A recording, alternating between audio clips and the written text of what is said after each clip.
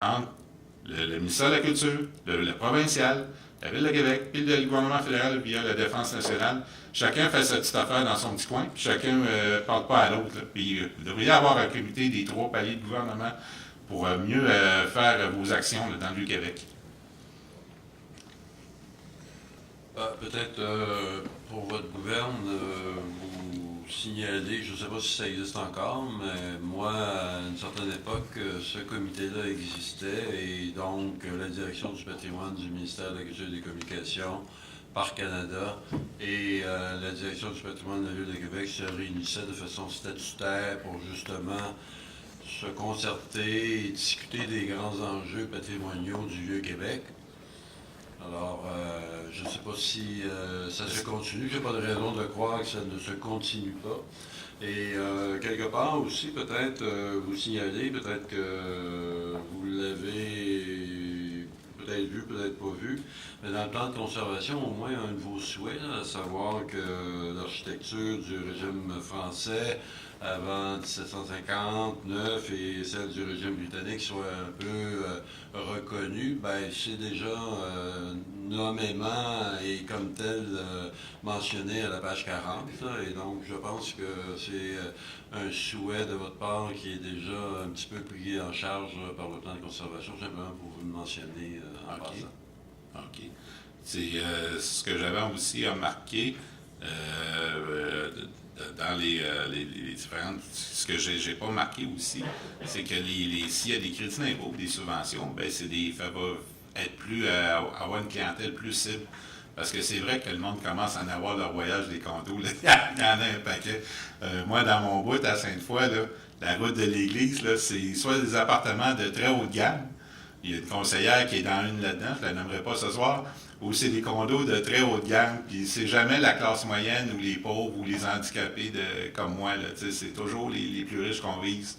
Puis là, chacun se passe la balle, la Ville du Québec. Ben là, c'est les entrepreneurs privés qui décident ça. Les entrepreneurs privés, ben nous autres, on suit le plan de match de la Ville de Québec, chacun se passe la balle. Puis des fois, ben c'est le provincial qui est impliqué aussi. Là.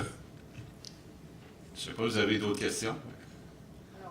Je pense que ça fait le tour. Okay. On vous remercie infiniment de vos commentaires. Merci beaucoup. Merci. Merci.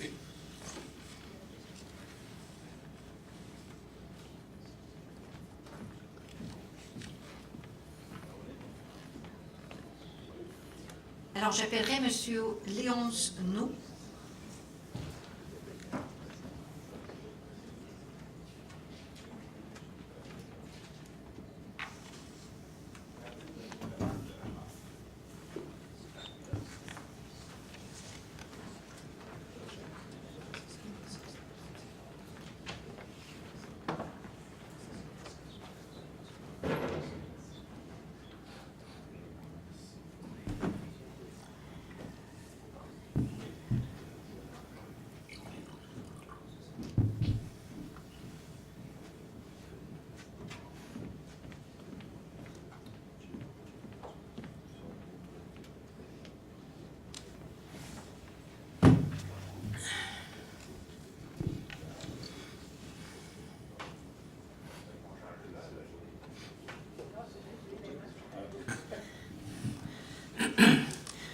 Eh bien, mon mémoire porte sur le front fluvial de Québec, du Québec historique. Mon nom, Léonce Nou, étudiant en géographie, Université d'Ottawa. Juste pour vous aider à comprendre un peu le contexte du mémoire, qui est dans le fond une transmission de documentation à l'UNESCO à Paris. C'est que ça fait 32 ans que je suis dans le domaine du waterfront à peu près. Ça a commencé en 86. Et l'expérience que je peux peut-être avoir dans ce domaine-là provient d'un travail qui a été assez long au secrétariat à la mise en valeur du Saint-Laurent, qui a existé à partir de 82. Moi, j'ai été là-dedans de 82 à 97, un peu le conseiller, un peu plus permanent ou principal. Et nous étions beaucoup dans le monde portuaire, dans le monde maritime, dans le monde fluvial, et pas seulement dans le monde urbain, là où on voit des maisons et des trucs, mais on était beaucoup, on travaillait avec les ports, avec le trafic maritime et tout ça. Donc, ça donnait un aspect des choses quand on voit la Terre à partir de l'eau, ce qui n'est pas tout à fait pareil. Après ça, j'ai été, un peu par hasard, coopté dans l'association Villes et Ports. C'est quasiment le principal réseau mondial de connaissances ou d'expertise en matière de relations entre les villes et les ports. Ils sont basés au Havre, en France, nés en 1987. J'ai été membre du conseil d'administration jusqu'en 1997. C'est une association assez puissante. Elle a fait une réunion à Québec en juin dernier. Et ça donne un aperçu extraordinaire sur les relations ville-port, surtout en Europe occidentale, en tout cas dans mon temps. Puis le restant de l'expertise que je peux avoir là-dedans, ça a été trouvé dans les Grands Lacs, parce que j'ai été impliqué avec toutes sortes d'histoires autour des Grands Lacs. Toujours dans le domaine pré-portuaire ou périportuaire. Le mémoire, c'est très simple, c'est que vous avez certainement pas lu tous les documents qu'il y a moyen d'atteindre avec le mémoire. Mais c'est la lettre de transmission qui exprime un peu pourquoi j'ai envoyé ça à l'UNESCO directement. C'est parce qu'une assez longue expérience, surtout au cours des années 80, quand il y a eu cette coalition pour la sauvegarde du Vieux-Port. Pendant une dizaine d'années, cette coalition a été très influente. Puis on s'était aperçu qu'il n'y a rien qui filtrait à partir du Canada, du Québec, quoi que ce soit, vers l'UNESCO. C'était coupé avant de partir. Donc, je me suis dit, on va leur écrire directement. Ils ont réagi. Ils ont informé Ottawa. J'ai pas eu de nouvelles d'Ottawa.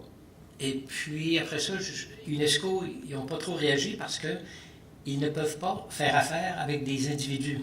Il faut qu'ils fassent affaire avec des organisations, des gouvernements, des administrations, mais pas des individus.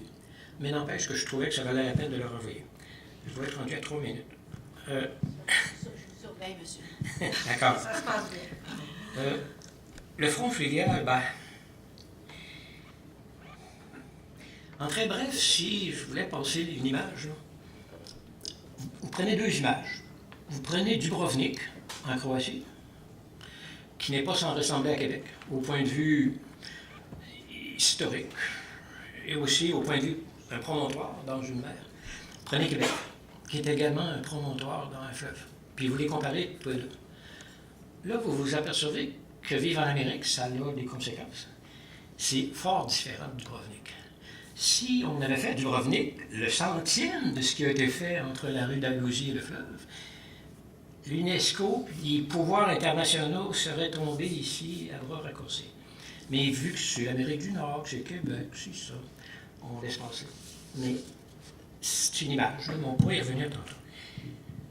Ce qui est arrivé, c'est que ceux qui ont décidé ce qui se passe au bord de l'eau, ça date du temps de Société immobilière du Canada Vieux-Port de Québec, créée en 1981, au mois de février-mars, Société immobilière. C'est là que ça a déraillé.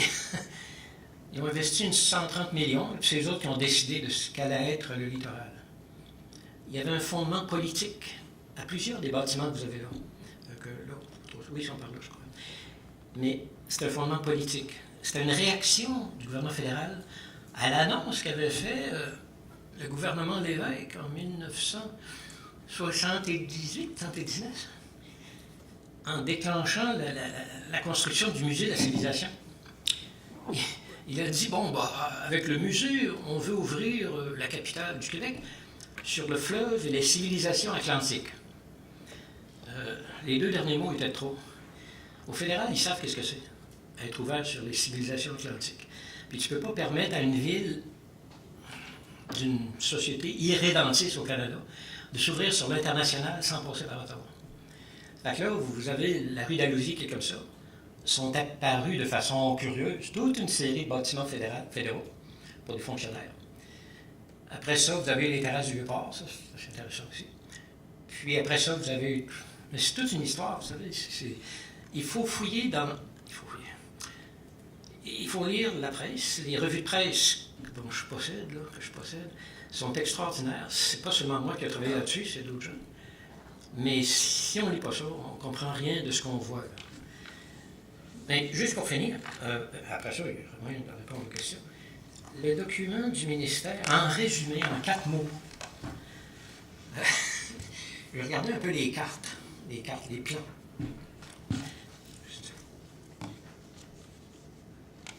Sur les plans, très intéressants, c'est comme sur toutes les cartes de la ville et tout ça. Quand on arrive à la façade fluviale ou à la plateforme fluviale, c'est gris. C'est gris, puis c'est un peu comme les cartes de l'Afrique au 19e siècle. Au milieu de l'Afrique, là, il y avait une partie en blanc, puis c'était écrit « Là, il y a des lions. » Et on ne savait pas davantage. À la longue, ils ont fini par trouver du monde. Mais c'est tout simplement, c'est que le ministère de Culture, comme tous les autres ministères, comme la Ville de Québec, ça se résume en 4 mots. On n'est pas, 5 mots, on n'est pas chez nous. C'est ça, le fondement de l'affaire. La Ville nous répète ça tout le temps. Et puis, le ministère est bien obligé, parce que si le ministère commence à s'occuper de terrains qui ne sont pas de la responsabilité du gouvernement du Québec, et le fédéral ne demande pas ça, c'est ça la base de l'affaire. C'est pourquoi, moi, ce que je fais dans mes documents, c'est de raconter une histoire qui est terminée à peu près. S'il n'y a pas de changement dans la configuration administrative, ça va continuer comme c'est parti. Du côté du bassin Louis, il va y avoir un petit Manhattan là, dans ce coin-là, qui s'en vient. Ah, ceux que dont la piste cyclable intéresse, il va y avoir une deuxième gare maritime d'autre bord du bassin Louis, qui va accueillir les très gros bateaux. Et la sortie c'est exactement ici. Là. Moi, je vis actuellement à Deschambault, c'est pas moi que ça va bloquer, mais il va y avoir du trafic. Puis là, je ne parle pas des conteneurs sur le point de Beauport. Il faut les sortir quelque part. Un port, c'est du trafic. C'est ça, là. C'est du transport. Bon, là, si on parle du port, on peut en parler. Mais on peut les considérer comme, je ne sais pas quoi, trop dominateurs. Mais il y a bien du monde qui est assis dans leur chaise. On fait exactement pareil pour les mêmes raisons. Parce que c'est des exigences portuaires. Et je vais finir là-dessus. Une très grande différence entre Québec, même Montréal, et avec Montréal, il y a une différence. Mais surtout avec alentour des Grands Lacs. Les Américains sont toujours en train de faire des conférences, des réunions, pas dans des hôtels très chers, dans des motels miteux, mais ils réunissent tout le monde. Puis là, ça jase, ça parle, c'est la démocratie. On arrive au Canada, au Québec. Il n'y a pas de colloque, il n'y a pas de conférence, il n'y a pas qui porte sur les questions littorales et tout ça. Il n'y a pas d'études. Il y a quelques études, mais ils sont faites dans les bureaux. Chacun fait ses études. Bon, j'arrête là. On verra bien pour les questions. Merci beaucoup. Mais il y a du matériel. Merci beaucoup, M. Henault. Alors, je retiens cette phrase que vous nous partagez qui est « c'est bien de voir aussi la terre à partir de l'eau ». Alors ça, je pense que c'est une très belle phrase, surtout pour le Vieux-Québec, ou ceux qui ont fait l'expérience d'accoster ici, ne serait-ce que par notre traverse de Lévis. Et on retient aussi dans votre message cette importance là, de maintenir un accès public et un accès visuel, vous le mettez bien dans votre mémoire, au front fluvial du Vieux-Québec. Donc ça, c'est bien clair. Et ma question est toute simple, au fond, c'est ces multipaliers qui se croisent entre justement cette limite du Vieux-Québec et le port. J'imagine que ça appelle un mécanisme de concertation dans votre esprit. Est-ce que c'est ce que vous pensez pour effectivement... Il y aurait deux aspects que je voudrais répondre. Oui. Sur l'accès à l'eau, Oui. effectivement, j'ai travaillé un peu là-dessus, parce que j'ai vu qu'en Europe, les lois étaient différentes. Parce qu'en Europe, la population a un droit d'accès au plan d'eau public. Ici, la population n'a pas de droit d'accès légal. Si vous approchez assez de l'eau devant, ici, là, pour y toucher, vous commettez un geste criminel qui peut vous valoir qui va vous valoir un dossier criminel parce que vous êtes en terrain portuaire. Deuxième affaire, c'est, juste peut-être pour eux, on suggère une expérience facile à faire et qui ne coûte rien. Vous allez sur le trottoir devant la place Royale. Puis là, vous regardez vers le sud-est, vers le fleuve. Là, vous voyez de l'eau, vous voyez quelques bateaux.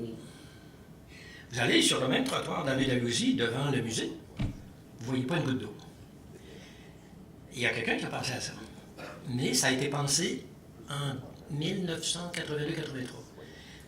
Ça a été bloqué volontairement. Et c'est ce que la Coalition pour la sauvegarde du Vieux-Port de Québec a été capable de faire sauter. C'était des barrages établis volontairement pour couper la vue vers le fleuve, à partir du provincial. Puis quand on était rendu sur le territoire fédéral, on ne voyait plus la ville. Non, c'est des choses qu'il faut avoir à l'esprit un peu, là. Mais deuxième affaire, c'était... Oh non, il n'y en aura pas. Non, c'est-à-dire une concertation. Ouf! Ça ne marche pas comme ça. Je pense que c'est clair. Ben, c'est-à-dire, regardez, essayez vous autres-mêmes avec le port. Regardez, le port fonctionne d'après des... Y a-t-il eu le début d'un débat public avant que la Deuxième Guerre maritime soit partie trop vite, c'est-à-dire tellement avancée qu'elle n'est plus arrêtable? Aucun débat public. Il y a eu un débat public pour la Première Guerre maritime. Jean-Paul Lallier s'est fait écraser comme un chien pas de médaille. Ça, vous pouvez le mettre à la télévision si vous voulez. J'ai rédigé un mémoire là-dessus. Si vous regardez, là, c'est ça. Il y a une grosse bataille, Lallier, tout ça. J'ai tout mis ça dans un document qui est sur Internet. Lallier s'est fait écraser net. Et puis, Ross-Godreau a décidé, ça s'en va là. Ben, c'est parti là. Fait que là, les rassemblements extraordinaires qu'il y avait sur les quais il y a 20 ans, 25 ans, sont disparus à jamais. Ni au cours de votre vie, ni au cours de la vie de vos descendants. C'est terminé. La game est finie à Québec. Elle est terminée. La grosse bataille s'est déroulée il y a 20 ans, 25 ans. Moi, je suis un des rares qui a conservé pas mal de documents. Puis là, j'essaie de les mettre pour les générations nouvelles, si on peut dire. Mais la game est terminée. Puis c'est l'immobilier et le portuaire qui l'ont emporté. Mais le portuaire n'a aucun... Devant lui, il n'y a rien de... Le gouvernement du Québec, il ne peut pas négocier avec le port. Le port est chez lui, comme il dit. C'est des ports fédéraux. Il n'y a pas de port de Québec. Il y a un port fédéral à Québec. Je n'ai rien contre ça. S'il y avait un port de Québec, peut-être qu'on gaspillerait tout ça, ça serait peut-être encore pire. Mais c'est des relations de structure administrative et de structure politique. Le port de Québec se rapporte fondamentalement à Ottawa. Puis Ottawa, qu'est-ce qu'ils connaissent de la situation qui se passe à Québec? Ce que leur en dit le port. Ça fait que, regardez, là. Ah non, c'est très intéressant. C'est une matière qui peut générer des thèses de maîtrise sur le fait. Alors, Mais c'est terminé. Le portrait est désormais terminé. Il y a encore une possibilité au bassin Louise. Pas beaucoup. Une possibilité. Mais bon. Mais le bassin Louise, c'est comme le reste. C'est que le fleuve est accessible si vous avez de l'argent et pas mal d'argent. Mais si vous n'avez pas d'argent, le fleuve n'est pas accessible. C'est un club privé, le fleuve, ouvert à ceux qui ont des bateaux dans les marinas. Mais une chaloupe, ça ne marche pas. Incapable. Essayez d'amarrer une chaloupe. Le quai des Canotiers, essayez d'amarrer un canot au quai des Canotiers. Autrement dit, c'est un domaine tout à fait intéressant. Écoutez, Je suggère la lecture des nombreux documents de mon mémoire à toute la foule. Ils seront en ligne après cette séance. Donc, vous remercie beaucoup, M. Naud. Okay. Alors, j'inviterai M. Raymond Taillefer et Michel Masse, Conseil des citoyens.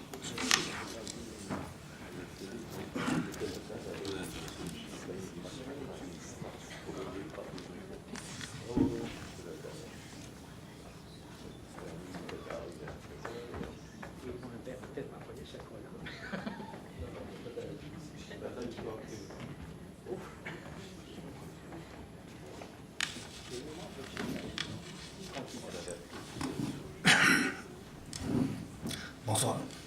Bonsoir. Juste un petit commentaire, peut-être c'est pas le Conseil des citoyens, c'est le Comité des citoyens du Vieux-Québec.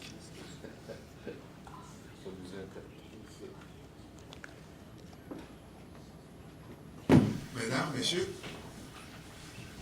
dames, je suis Raymond Taillefer, je suis secrétaire du Comité des citoyens du Vieux-Québec. Je suis accompagné de notre président, M. Michel Masse. Alors, nous avons préparé une série de commentaires. On ne vous a pas présenté un mémoire, mais on pourra, par la suite, vous déposer un petit document qui fait la synthèse de tout ça. CCVQ reconnaît l'importance de votre démarche et le besoin d'établir un plan de conservation pour le Vieux-Québec. Site patrimonial devant être protégé, et ça a été répété à maintes fois cet après-midi et ce soir. La lecture de votre plan de conservation nous apprend beaucoup sur les multiples évolutions historiques qui ont mené à ce qu'est le Vieux-Québec aujourd'hui. Et c'est un document, comme on dit, extrêmement intéressant à lire. On a appris beaucoup. Un des objectifs du Comité des citoyens du Vieux-Québec, le CCVQ, est de donner une voix aux citoyens résidents, propriétaires ou locataires, qui y vivent par choix et qui ont à cœur sa protection. Pour nous, le Vieux-Québec est un milieu de vie où s'entrecroisent plusieurs types d'immeubles, d'endroits publics à vocation diverses, dispersés sur une trame de rues typique à cet ensemble historique. Nos commentaires sont basés sur les inquiétudes que nous avons et sont les suivantes, et ça rejoint beaucoup de ce qu'on a entendu après-midi et ce soir. Tout s'entrecroise et se rejoint. La hauteur des immeubles, des nouveaux immeubles. Plusieurs projets d'immeubles dépassent les normes du zonage municipal qui limite à 13 mètres la hauteur. Dans votre document, j'ai lu 20 mètres.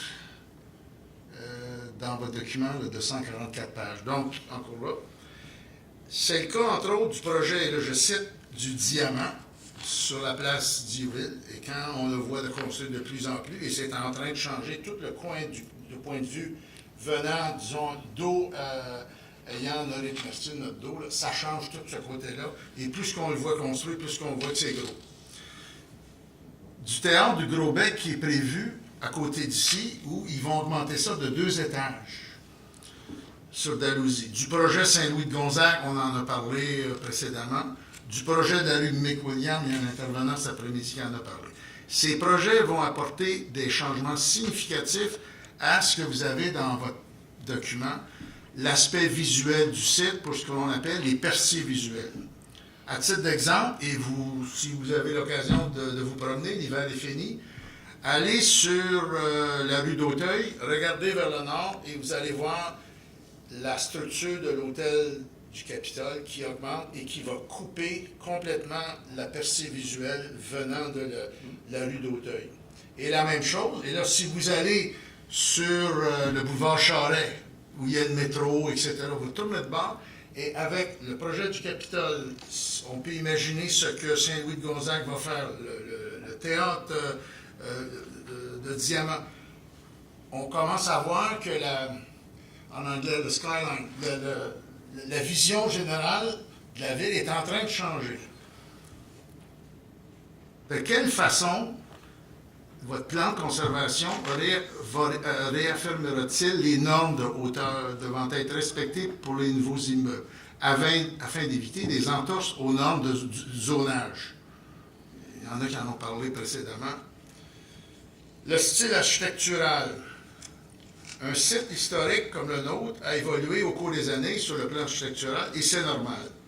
Dans plusieurs cas, de belle façon, exemple l'édifice Price, qui avait été décrié au départ, mais tout le monde aime aujourd'hui, mais aussi avec des erreurs avec lesquelles nous devons vivre. Donc, le plan de conservation devrait établir des balises bien claires à ce sujet, et la Ville tenue de s'y conformer.